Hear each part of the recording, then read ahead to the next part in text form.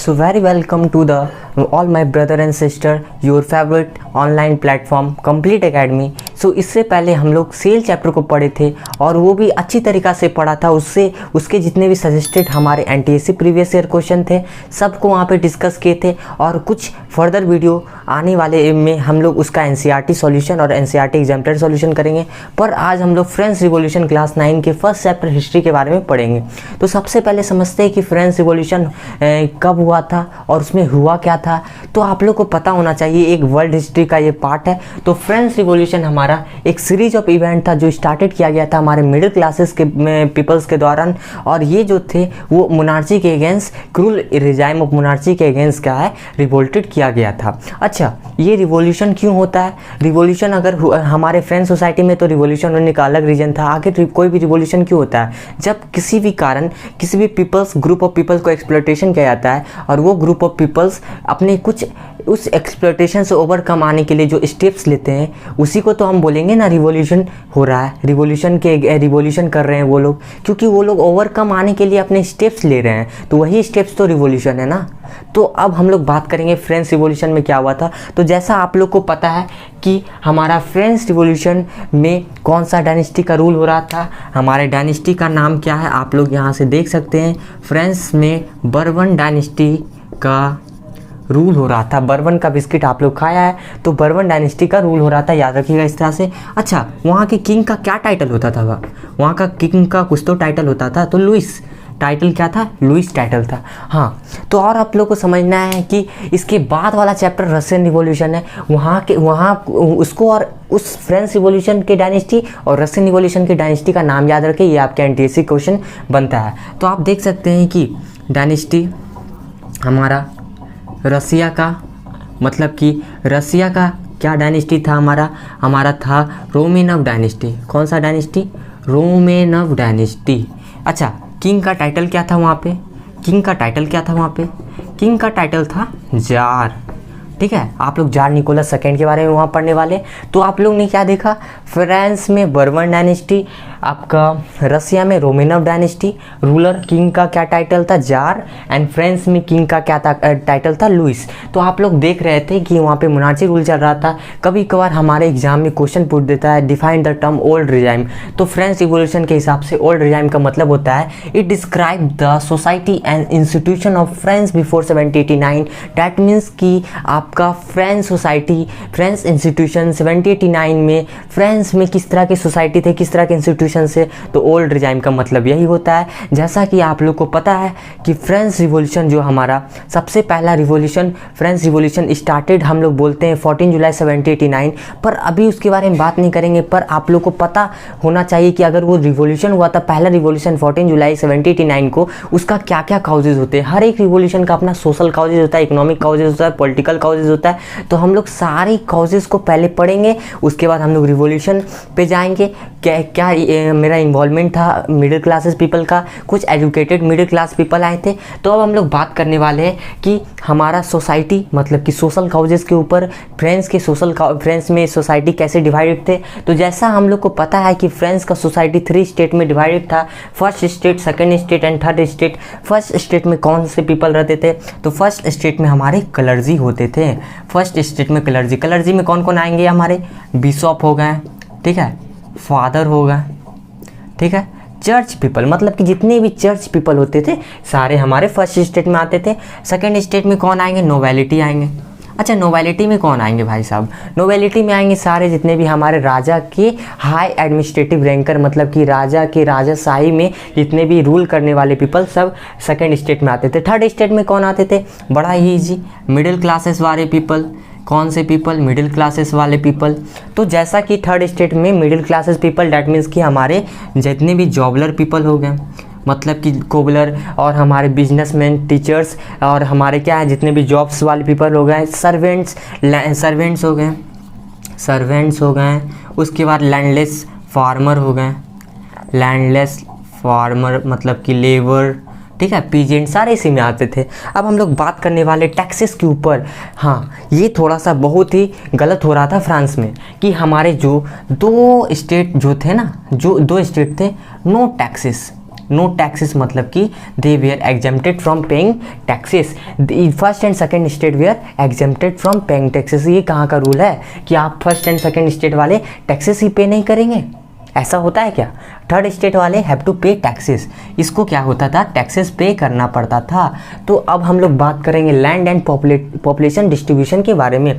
तो जैसा हम लोग को पता है कि हम जो पॉपुलेशन था ना वो 90% किसका था? थर्ड स्टेट का था। 90% पॉपुलेशन थर्ड स्टेट का था। ओनली 10% पॉपुलेशन मेरा क्या था? हमारे दोनों मिला के थे। दोनों मिला के मतलब first state and second state. तो सोच लीजिए अब यहाँ पे भी कुछ गलत हो रहा था। लैंड डिस्ट्रीब्यूशन हमारा ये लोग के पास 60% था, ये थर्ड स्टेट के पास 40% था। तो आप देख सकते हैं कि ये लोग 10% population but having a 60% of land, they have a 90% of A population but having a 90% of population having a 40% of land. तो ये दो एक्सप्लोटेशन तो आप लोग को अभी दिख गया। लैंड डिस्ट्रीब्यूशन कितना गलत हो रहा था, टैक्सेस कैसे भरा जा रहा था। तो आप यहाँ पे देख सकते हैं कि unfair division of society and feudal nature. तो आप लोग से अगर पूछेगा फ्यूडल लॉर्ड्स कौन होते थे, तो लैंड लॉर्ड्स को फ्यूडल लॉर्ड्स बोलते थे, जो क्या टैक्सेस, लैंड टैक्सेस हमारा कलेक्ट करते थे। ये दो रीजन है रिस्पॉन्सिबल ऑफ हमारा रिवॉल्यूशन। अगर सोशल कॉजेज में आप लोग को ये मेंशन करना है, ये बॉक्स बना सकते हैं। मैंने बॉक्स बना के समझाया ताकि आप लोग को ज़्यादा अच्छे से समझ में आए। तो मैंने बॉक्स में 3 पॉइंट को कवर कर दिया। एक तो पीपल्स का, कौन कौन पीपल्स थे, टैक्सेस, लैंड डिस्ट्रीब्यूशन, पॉपुलेशन, और हम लोग मैंने इसको पॉइंट में लिख दिया है कि अनफेयर डिवीजन ऑफ सोसाइटी। और यहाँ पे first 2 classes were exempted from paying taxes. Only third state को क्या करता था? टैक्सेस पे करना पड़ता था। अच्छा, टैक्सेस किस तरह के टैक्सेस होते थे उस वक्त? तो टाइप्स ऑफ टैक्सेस हमारे कुछ डायरेक्ट टैक्स होते थे, कुछ इनडायरेक्ट टैक्स होते थे। तो जैसा आप देख सकते हैं कि डायरेक्ट टैक्स में बहुत important previous year question NTSC यहाँ पे समझ लिए, ध्यान दीजिए कि यहाँ पे टेला जो होता था, टेला सबका प्रोनाउंसिएशन अलग होता है। टेला यहाँ पे लैंड टैक्स, जैसे कि टेला हो गया, लैंड टैक्स हो गया। तिथि में मेरा टैक्स कलेक्टेड किया जाता था चर्च के दौरान।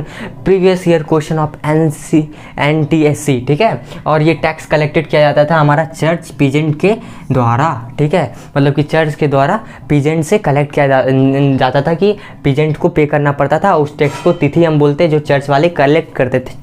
इनडायरेक्ट टैक्स में क्या आते थे हमारे? इनडायरेक्ट टैक्स में हमारे आते थे डेली कंजप्शन, जो हम लोग यूज करते हैं डेली कंजप्शन, जैसे सॉल्ट हो गया, तंबाकू हो गए, ठीक है, ये सारे आते थे। तो हम लोग डायनेस्टी के बारे में बात किए, हम हट रहे हैं, आप इसका स्क्रीनशॉट ले लें। अब इसके बाद हम लोग पॉलिटिकल एंड इकोनॉमिक कॉजेज़ के बारे में पढ़ने वाले हैं। इससे पहले हम लोग ने सोशल कॉजेज़ को पढ़ा था, अब हम लोग political causes and economic causes को पढ़ने वाले हैं। तो जैसा कि हम लोग ने देखा था कि सोशल कॉजेज में सोसाइटी हमारे 3 स्टेट में डिवाइडेड थे।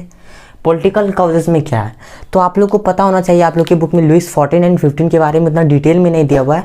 लुइस 14 एंड 15 जब थे तो वो लोग अपना सिर्फ एक प्लेजर लाइफ जीने में विश्वास करते थे। They don't reform the society, वो सोसाइटी को रिफॉर्म करना नहीं चाहते थे। इसके कारण क्या हुआ, धीरे धीरे क्या हुआ, एडमिनिस्ट्रेटिव सिस्टम में करप्ट आने लगा। और देखते हैं कि हमारे पॉलिटिकल कॉजेज में क्या क्या हो सकते हैं। तो जैसा कि आप देख सकते हैं कि लुइस 14 एंड 15 के बाद लुइस 16 आए हमारे। हमने बताया था कि लुइस एक टाइटल होता है, जितने भी किंग बनते थे उसके आगे लुइस का टाइटल लगता था। तो लुइस 16 जैसे आए, हमारे Louis 16 came into the power. तो व्हाट इज इन 1774। तो इंपॉर्टेंट क्वेश्चन ऑफ एनटीएससी कि कब आए लुइस 16 पावर में, तो 1774 में। 1774 important question for your exam board also, ठीक है। तो यहाँ पे उन्होंने क्या पाया, found empty treasury, long years of war drain the financial resources of France, ठीक है। तो आपका क्वेश्चन इस प्रकार से भी आ सकता है कि आया है, इस तरह का हमारा क्वेश्चन आया है कि हम लुइस 16 जो आए थे वो जब वे आए तो इम्पिटी ट्रेजरी क्यों पाए।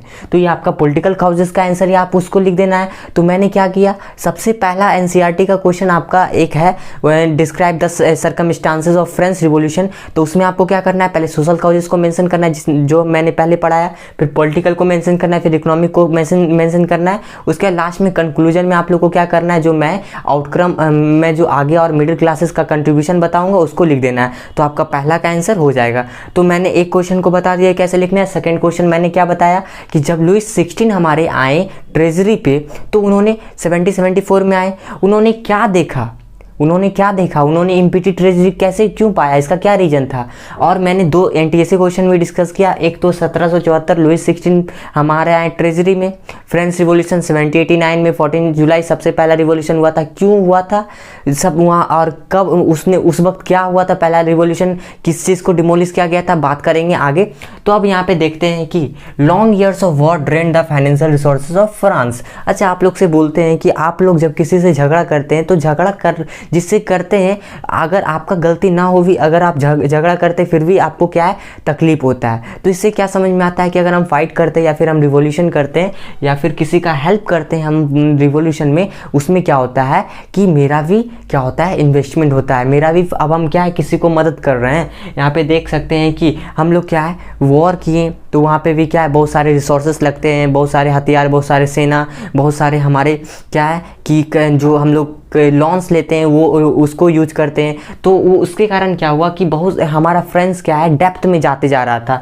और यहाँ पे देख सकते हैं कि लुइस 16 जब थे तो ये 7 ईयर वॉर के नाम से ये रिवॉल्यूशन जाना जाता है कि हमारा कॉमन इनेमी कौन था, ब्रिटेन था। ठीक है, कॉमन इनेमी फ्रांस का भी ब्रिटेन था और हमारा अमेरिका का भी ब्रिटेन था। अमेरिका ने क्या किया, अमेरिका ने मदद किया किसका, अमेरिकन कॉलोनीज़ को मदद किया। 13 अमेरिकन कॉलोनीज़ हम बताएंगे। अमेरिकन रिवॉल्यूशन भी वर्ल्ड हिस्ट्री में आता है, तो अमेरिकन रिवॉल्यूशन भी एक अच्छा रिवॉल्यूशन था।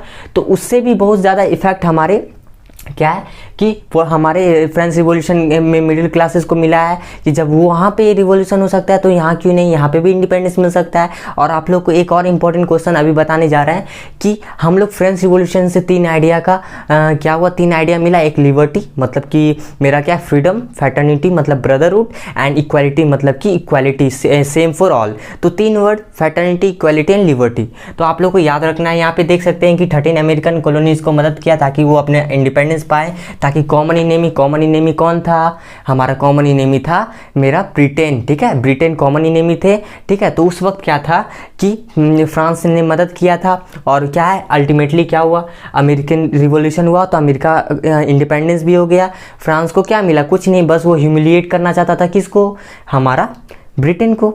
तो आप समझ में आया कि ये कॉलोनी था उस वक्त कौन, अमेरिका। तो high rates of interest of loans France were in depth. तो आपको पता है 10% का इंटरेस्ट लगने लगा था जो उन्होंने लोन्स लिया था फ्रांस, क्योंकि लोन्स ले रहे थे ना उस वक्त। तो उस वक्त तो और भी क्या है, उनके पास ट्रेजरी खाली पड़ गया था। तो आप यहाँ देख सकते हैं कि यही सिर्फ नहीं था, एक्स्ट्रा गेवेंट वहाँ एक वर्साइल नाम का पैलेस हुआ करता था, पैलेस ऑफ वर्साइल, जहाँ पे क्या है ना, आप उसका जब इमेज देखिएगा तो बड़ा ही खूबसूरत वर्साइल है। उसको मेंटेन करने का वहाँ पे बहुत ज़्यादा एक्स्ट्रा खर्च होता था, तो उसको भी मेंटेन करना पड़ता था। साथ साथ क्या कि एडमिनिस्ट्रेटिव सिस्टम है, अगर आपका एक स्कूल भी है तो आपको उसको चलाने के लिए भी खर्च करना पड़ता है, टीचर को सैलरी देना पड़ता है, चाहे स्टूडेंट फ़ी दे या ना दे, आपको क्या है, फ़ी देना पड़ेगा, टीचर को सैलरी देना पड़ेगा। ऐसे तो स्टूडेंट फ़ी देगा तो उसी से तो होता है। पर हम देखेंगे कि अगर कोई भी एडमिनिस्ट्रेटिव सिस्टम चलाते हैं तो उसमें बहुत लोग काम करते हैं, उसको हम लोग सैलरी देते हैं तभी तो वो काम करते हैं। तो उसको सैलरी देने के लिए क्या है कि यहाँ तो फाइनेंस डेप्थ में जा रहा था, तो सारा बर्डन किस पे आ रहा था, हमारे थर्ड स्टेट वाले पीपल को। और वहाँ पे क्या हो रहा था, टैक्सेस को इंक्रीज कर दिया गया, they we are force to increase taxes. और टैक्सेस किसको पे करना पड़ा था, थर्ड स्टेट वाले पीपल को। सोशल काउजेज में देखे कितना प्रॉब्लम था कि सोसाइटी का अनफेयर डिस्ट्रीब्यूशन था, टैक्सेस पे करना पड़ता था। साथ साथ क्या था कि जितने भी वो लोग के पास लैंड भी कम था। अब हम लोग पॉलिटिकल काउजेज में क्या देखें कि किसी भी तरह से क्या है हमारा कि वो लोग टैक्सेस हाई होते जा रहे थे, और यहाँ पे सारा भी जितना क्या है ना, लेविशली लाइफ जो जीते थे वो सारे हमारे राजा महाराजा के लोग जीते थे। और सारे हमारे क्या है कि जो पीजेंट्स लोग थे, जो मिडिल क्लासेस पीपल थे, वो लोग को टैक्सेस पे करना पड़ता था। बड़ा ही एक्सप्लॉयटेशन वो लोग के साथ हो रहा था।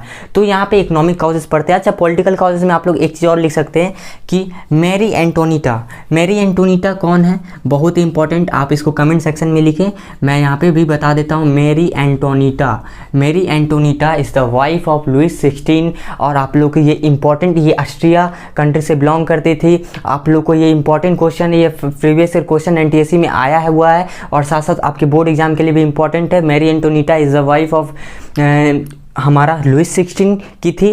ठीक है, तो मैरी एंटोनिटा हो गया। और ये जो थी एशियन वाइफ थी, और सी डज नॉट वांट कि ये कॉमन पीपल के कांटेक्ट में रहे, कौन, हमारे लुइस 16।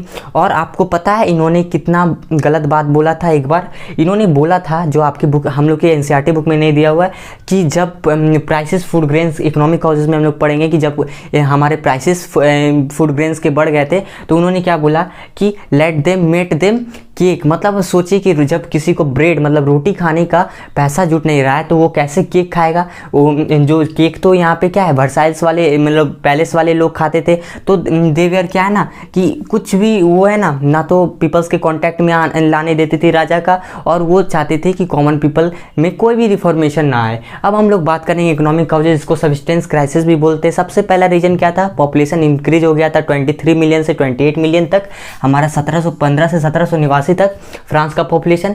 और जैसे ही आपको पता है कि पॉपुलेशन इंक्रीज होगा तो फूड ग्रेन्स का डिमांड बढ़ेगा, और अगर फूड ग्रेन्स का डिमांड नहीं पूरा हुआ तो प्राइसेस बढ़ेंगे, क्योंकि जो प्रोडक्ट का क्या होता है, डिमांड ज़्यादा है प्राइसेस घटेगा, प्रोडक्ट का डिमांड कम है प्राइसेस हम लोगों को कम में मिल जाएगा। अगर क्या है प्रोडक्ट का डिमांड ज़्यादा है और प्रोडक्शन कम हो रहा है तो प्राइसेस हम लोग को ज़्यादा लगाना पड़ेगा। उसी तरह क्या हो रहा था कि फूड ग्रेन्स का भी क्या हो रहा था, प्रोडक्शन ज़्यादा मात्रा में नहीं हो पा रहा था जितना हमारा पॉपुलेशन है, जिसके कारण क्या हुआ कि प्राइसेस अल्टीमेटली इंक्रीज हो गया। और वर्कर जो काम करते थे उनका वेजेस को इंक्रीज नहीं किया जा रहा था और लॉन्ग आवर्स काम कराया जा रहा था। सिचुएशन बहुत ज़्यादा बुरा हो जाता था जब क्या होता था, हमारे कभी कभार नेचुरल क्लाइमिटी जैसे कि ड्रॉट आ गया, बाढ़ आ गया, हेल रिड्यूस कर देता था हार्वेस्ट को और lead the scarcity of food grains. तो इस पार्ट 1 में हम लोग क्या पढ़े, economic causes and political causes and social causes में पढ़े फ्रेंच रिवॉल्यूशन के। नेक्स्ट पार्ट में हम लोग पढ़ेंगे कि फिरोस्पर का क्या कंट्रीब्यूशन रहा, उसके बाद आउटब्रेक ऑफ रिवॉल्यूशन, और भी हमारा है रीजन ऑफ टेरर, फिर उसके बाद हमारे क्या है नेपोलियन बोनापार्ट का भी कंसेप्ट है। तो वो लोग हम लोग फर्दर पार्ट में पढ़ेंगे। तो थैंक यू फॉर वॉचिंग। आप लोग को क्या करना है, ये नोट्स आपको डिस्क्रिप्शन में मिल जाएगा, और आप लोग को होमवर्क है कि एनसीईआरटी का क्वेश्चन नंबर 1 बनाना है, और जितना भी मैंने डिस्कस किया वीडियो में सबको सुन के क्वेश्चन लिख के आपको उसका आंसर लिखना है। और आई होप कि आज का क्लास आप लोगों को सारा चीज़ समझ में आया होगा। तो we will meet in a next class.